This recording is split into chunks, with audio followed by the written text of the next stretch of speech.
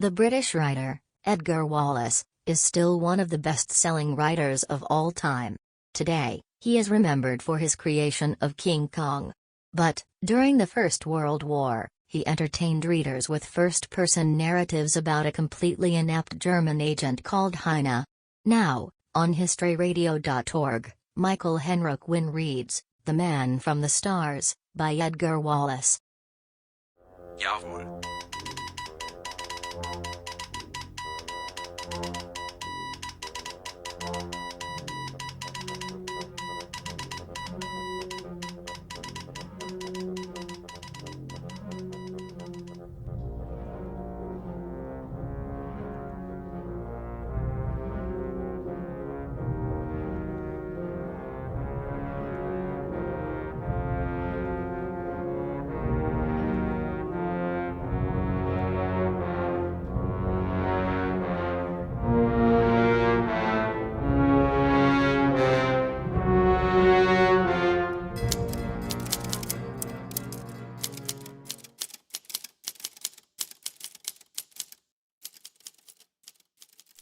In the summer of 1915, I received a request from Berlin which somewhat surprised me. I was instructed to send to Holland as many good maps of London as I could buy, and I was told also to prepare one special map, marking the areas which the street lamps had been darkened. This was followed, or it may have come by the same dispatch, I forget, by a request that I should instruct my men to discover how it was that the British government knew we contemplated an air raid on London. I myself wondered what information the British government had secured and how they had secured it. For months the streets had been lit as gaily as pre-war days. The theatre signs glowed and flashed. The West End streets were bathed in radiance. And then, almost by a touch of the magician's wand, London went dark. Street lamps were shaded, the light signs outside the theatres were extinguished, and it was almost impossible to pick your way through the streets. I suppose my excellent friend, the high-born Baron von Hertz's messenger, would have said English Secret Service. He reminds me of a character, Charles Dickens, the great English poet, who invariably thought that his head was the head of King Charles II. The explanation I offered was that some of our too impetuous airmen must have betrayed the fact by shouting with haughty insolence to the English airmen they met in the air. As this has never been denied, it was probably true. At any rate, I set myself to work upon a map. It was a long business and very unsatisfactory, because the whole of London was dark and no place was more light than the other. This I reported, forwarding the maps by special courier. And then I received a request from our headquarters that I should arrange light signals which should be seen by Zeppelins. The idea was to post 3 lights so that they formed a triangle, one near Albany Park, one near Maidstone Road, and a third in the east near Shepherd's Junction. The triangle thus made would contain all the valuable city area it was our Zeppelin's intention to utterly destroy. Of the first raid in September, it is not necessary for me to tell of how the cowardly Englishmen trembled beneath the midnight hail of bombs you have read. I myself did not witness the raid because on receiving the information on the afternoon the Zeppelins were due, I had left London for Cornwall. Since it was impossible for the brave fellows who piloted our good Zeppelins to distinguish between a patriot and a hateful enemy, I thought that in the interest of the fatherland that it was necessary that I should be as far away as possible when the dread visitation came. I returned to London the next morning and arrived at 11 o'clock. Oh, what consternation there was! Oh, what vile language these uncultured Londoners used! What epithets! What adjectives! The A's, the B's, the C's, the D's, they called us. But of that, anon. I was in some anxiety before my journey's end was reached as to whether I should have to walk part of the journey. and I was greatly relieved on questioning the conductor to learn that Paddington Station had escaped the Holocaust. When I arrived at Paddington, everything was going on as usual. To my amazement, buses were running and cabs were plying for hire. "Where was the raid?" I asked.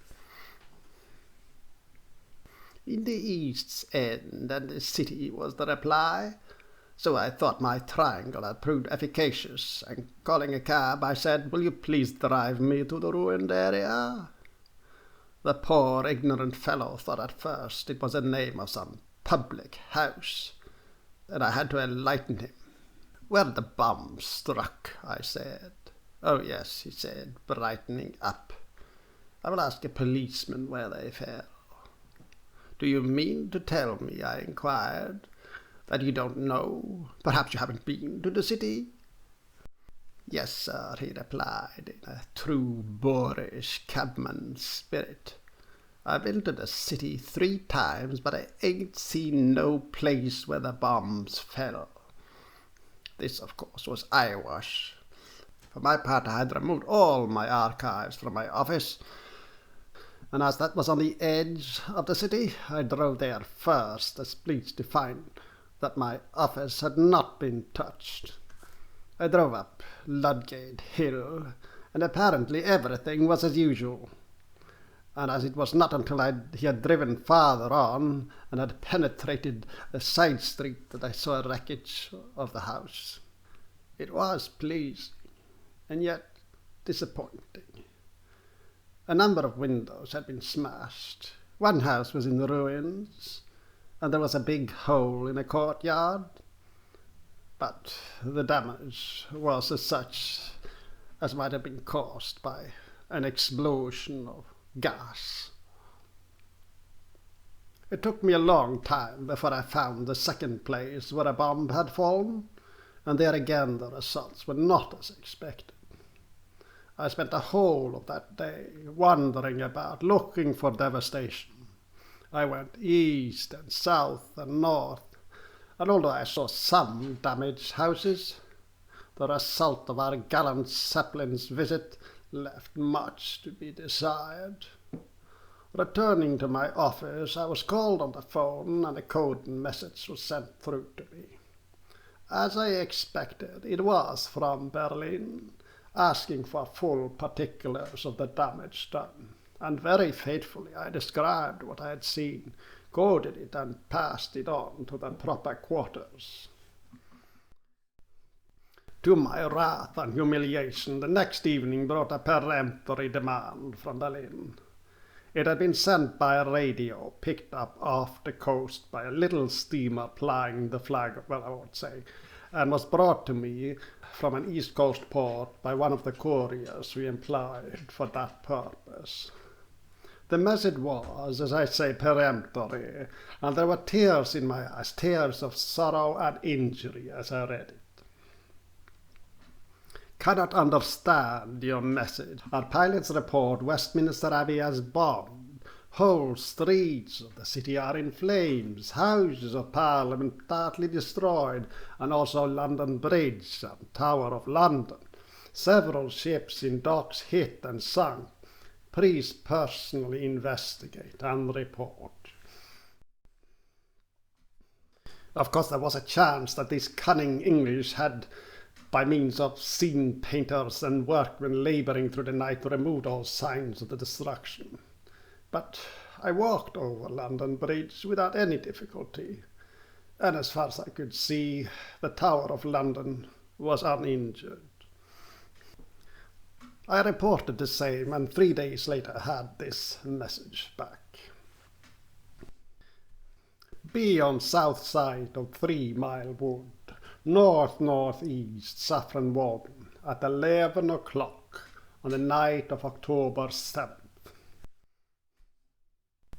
I could not understand this message, and my new assistant, who had arrived from America, Herr Wilhelm Peters, was as much puzzled as I. However, on the 7th of October, I journeyed to Saffron Walden, which is a little town in Essex. and by studying a map, I discovered that 3 Mile Wood was inaccurately named, because it was about 7 miles from the town.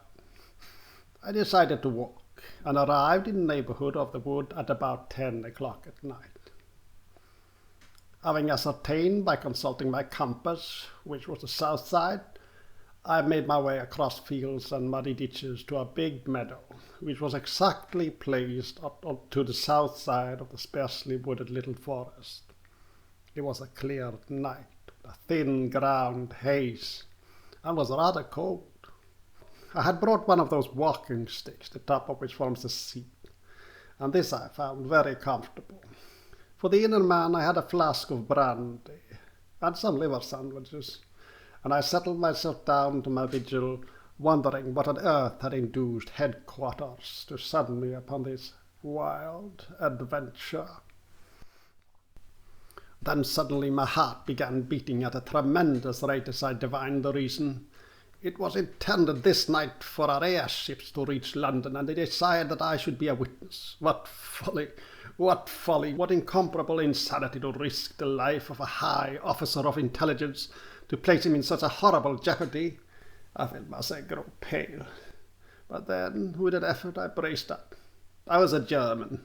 We German face God and nothing else, and besides, I thought there might not be any air raid after all. But what satisfaction I got of that thought was quickly dissipated. Suddenly, an ominous sound came to me. A double boom, far away and east, was followed by a 3 staccato explosion. Another bomb fell. Suddenly the whole of the eastern sky was illuminated by tracing fingers of searchlights. Boom! The sound was growing nearer, and my mouth was dry. I was choking. I loosened my collar and mopped the sweat off my forehead and stood up, my knees trembling. I've thought the matter over since, and I've come to the conclusion that my agitation may be explained in this way, that I was trembling with pride in the fearless exploits of our gallant airmen, those intrepid messengers of death who sailed the midnight skies, fearless of foe. That I perspired because my liver sandwich was perhaps a little too highly flavored. Anyway, the cursed things were cornering closer, and who knows what mistakes a blundering fool of a pilot might make. The searchlights were suddenly extinguished. The guns were silent, and for 10 minutes I heard no sound, save a faint but ever-growing nearer hum of an engine in the sky. Then there was a shrieking whistle, a crash that seemed to shake the very earth, a blinding fan of flame, and then silence. In my rage I shook my fist at the sky. "Stupid jackasses, miserable bat-eyed swine-hound," I cried. "Have you not the highest instructions in your pockets to avoid bombing an intelligence officer?" The cursed thing passed overhead. It was roaring like a railway train passing through a tunnel. I saw the bulk of it outlined against the stars, and then I saw something else, a little black dot that moved and swayed against the sky. I thought it might be some infernal machine, and I nearly fainted. Understand that my chief thought was of Germany. I had no fear for myself. I was merely a cog in the wheel of the great machine, and stood ready at any hour, all days, to sacrifice myself for our dear Deutschland. Fortunately, there was a fallen tree in my neighborhood, and under this I crept, looking out from time to time to see what had happened to the strange thing in the air. Then I heard a thud, a rustle, and an oath, and I jumped up, bruising the back of my head against the tree trunk, and ran towards the sound. But that oath was in good German. "Wer da?" called a sharp voice. "It is I, Heine," I replied. "Oh, good," said the voice in German. "You're on the spot, I see. Help free me from this doubly rotten parachute." I made my way to him and helped unbuckle some of the straps that fastened him, and presently he was free. "Have you got a pocket lamp?" I asked. " 'No, perhaps you had better not use it. Where can I put the parachute?" I suggested the tree under which I had been, I won't say hiding, let me rather say taking cover. "Have you a car?" he asked. "No," I replied. "You are an ass," said he. "Why haven't you a car?"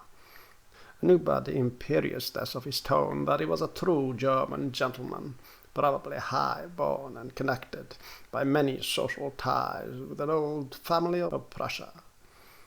"I am Baron von Troitze," he said, as though answering my thought, "and I have been sent here to survey the damage that was done in the last raid." "Your Excellency will discover that I have spoken nothing but the truth," I said humbly. The sound of the Zeppelin's engines, which had diminished, was now increasing in volume. "Is the airship returning?" I asked. Yes, he said testily.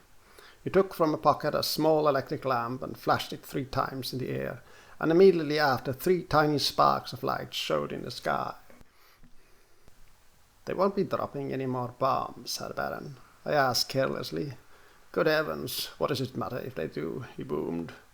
He was a booming kind of man, born to command, typical of our virile aristocracy, which has placed Germany in the forefront of world nations. "I only asked," I said. "I'm a mere observer."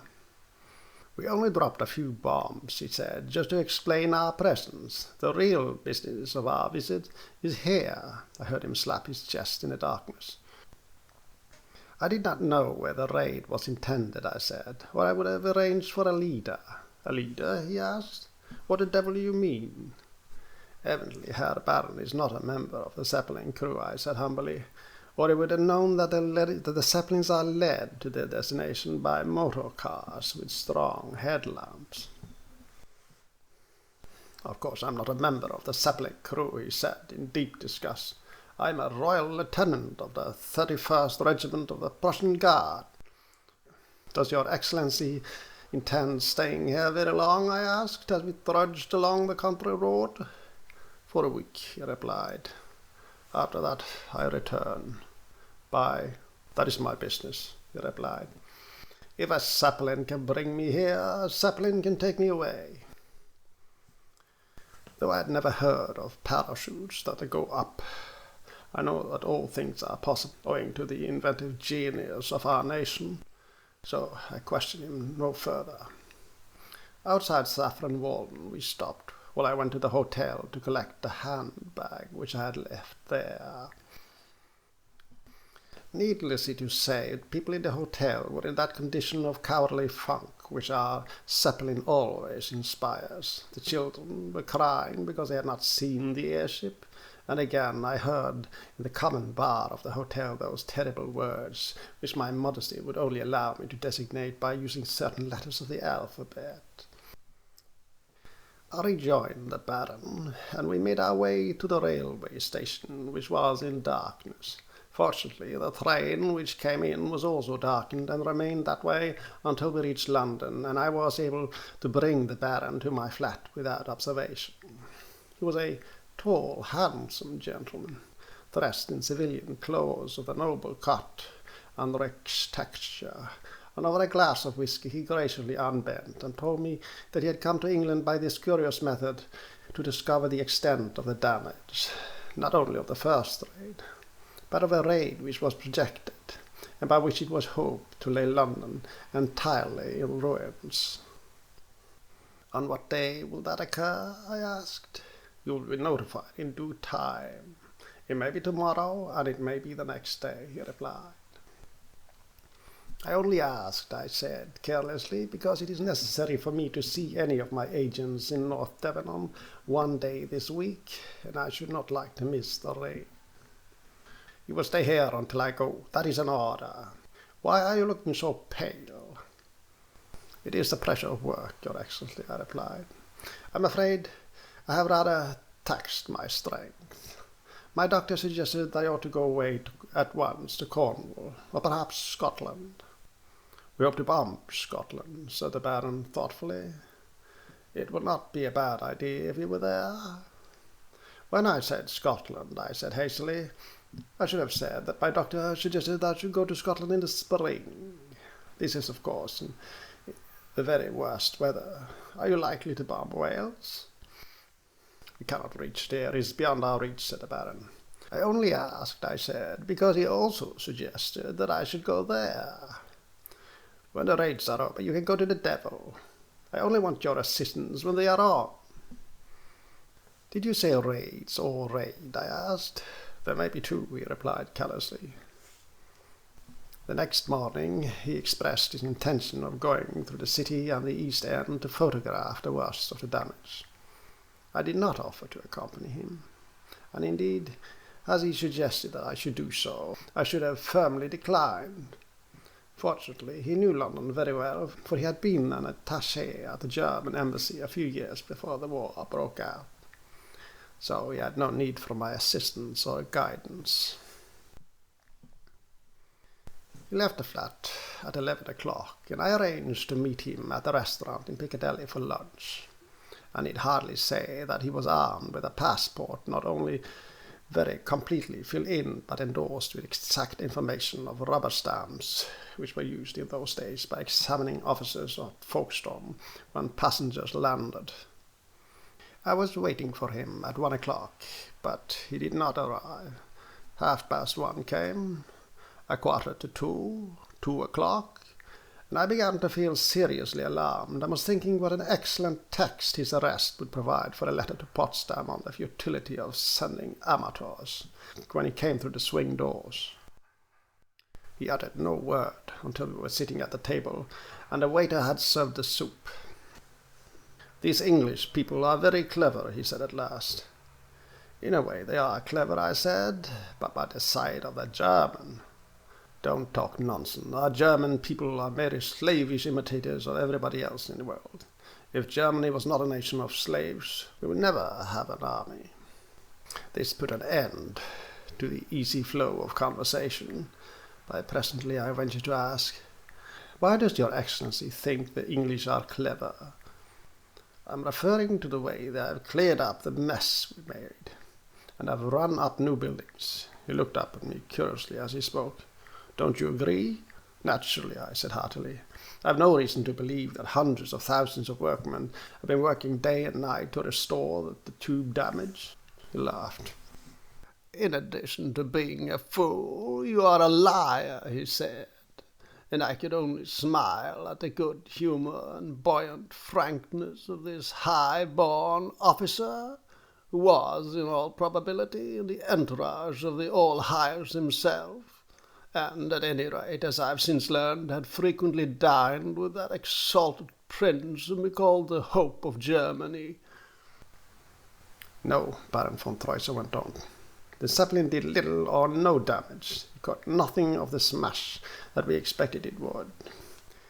We will see what tonight's raid brings out. Tonight, I said, half rising from my seat.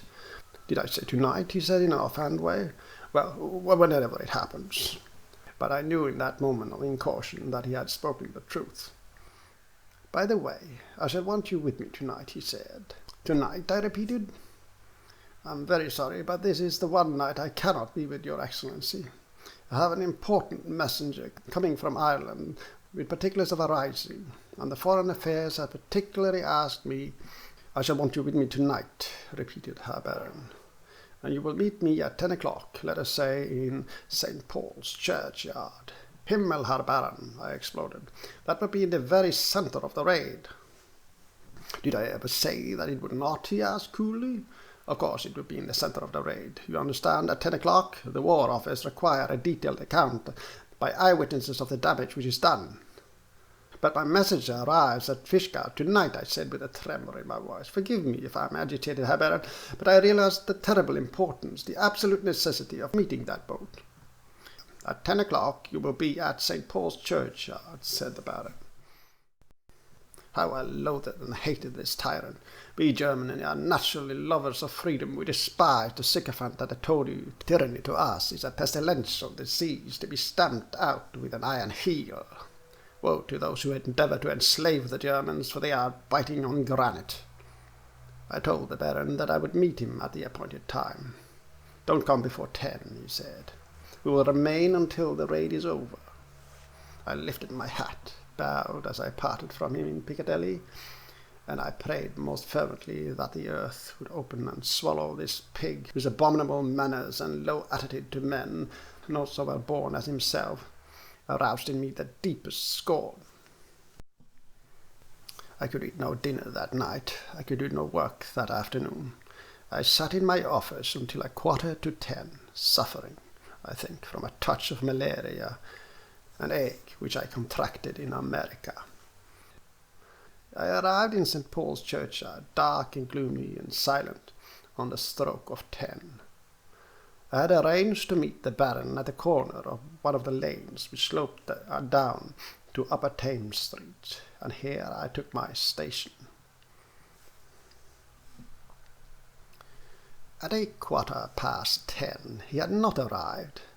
At 10:20, 100 searchlights flashed into the sky, and the first gunshots woke the sleeping city. The Zeppelin was coming straight to the city, but was west of where I stood.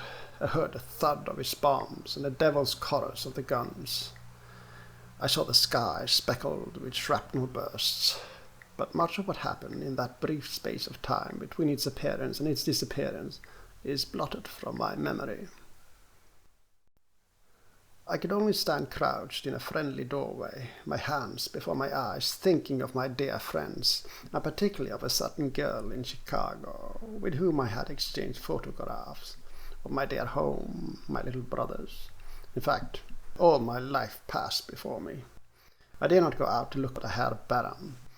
How I envy him, that hardened man of war, to whom this terrible concatenation of sounds was as the gentle ciphers, who could stand uncowed and watch with his stern military eye the destruction that was going on about him, uncaring, unafraid, contemptuous of danger, seeking only the information required for his superiors. In that moment, I almost loved the man, even though I hated to meet him, as he mistook my ache for a more ignoble emotion. But I presently plucked up courage and went out to look for him. He was not at all at the corner of the lane, nor was he at the pavement at all. I made a circuit of the cathedral without meeting him. Then I realized that the Zeppelins had not been near St. Paul's, but had passed westwards. Naturally, he would have been informed at the last moment and would have been on a spot where they would pass. I did not attempt to join the throngs that had gathered about places where the bombs had fallen, but made my way homeward. At 1 o'clock he had not returned. 2, 3, and 4 passed. I still listened, and then the horror of the possibility seized me. This gallant man had perhaps paid for his temerity with his life, and I bought an early morning paper as soon as one was procurable, and searched in vain for some indication of his fate. Such a man would not be stricken down without attracting attention, but there was no reference whatsoever to such a one as he. In a fever of anxiety I paced my room. I called my various agents, but they could give me no information, and I had almost abandoned hope when at 11:30 the Baron came, debonair and calm, into my office. "You had a good view," were the first words he said. "Oh, Herr Baron," I said. I grasped his hand and shook it. "A most presumptuous thing to do. I'm so glad to see you back. If you missed me, I was on the spot." "I didn't miss you," he said. "Where were you?" "I was at Fishguard, meeting your man, but apparently without success, for he did not come." "You were at Fishguard?" I gasped. "Naturally," he said. "You don't suppose I'm a silly fool that I'm going to stand under a bomb to see it burst, do you?" Such a man was this mean-souled dog von Troitzer. Thank heaven he disappeared in a week. He may have been picked up by a descending Zeppelin. He may have been taken off by a near-approaching submarine. I had no news. If I hear he got back to Germany alive, I, Heine, will be sorry. Jawohl.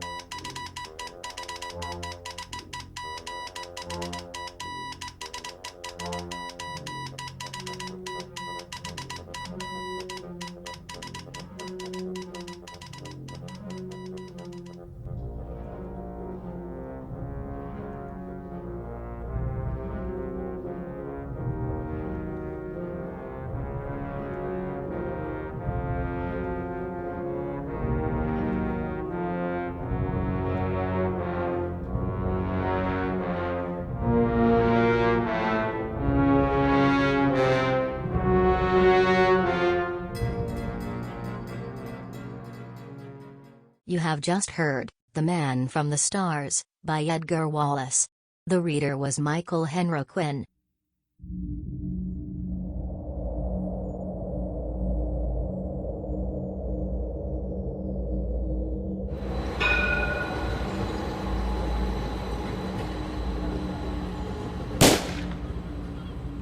We willed it not.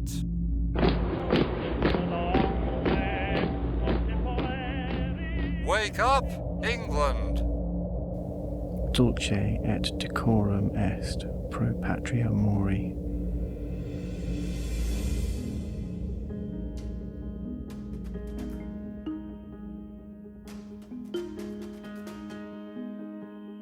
This is historyradio.org, a free educational radio stream, remembering the First World War.